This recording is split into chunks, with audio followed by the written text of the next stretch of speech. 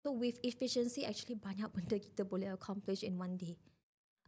So sometimes I perasan maybe orang lain guna 3 jam punya benda, I within 1 hour dah siap dah. And then I boleh buat benda banyak lagi. Contoh dalam sehari kita nak call mama kita, orang kata tak ada masa. Okay.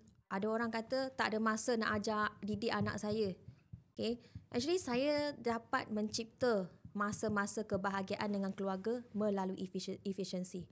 Dan saya boleh mencapai lebih income lagi melalui study about crypto contoh. Tanpa disedari banyak benda yang kita dah boleh selit dalam masa kita tu. Chen ini tiap-tiap hari dia akan reflect balik seharian itu, dia akan catat dan reflect apa dia buat seharian itu. Yang saya kata setengah jam tu kan. Kalau Chen ini dia akan catat benda yang dia dah buat ataupun benda yang dah accomplish. Sebab benda yang kita dah accomplish tu yang boleh buat kita reflect balik apa yang kita mencapai.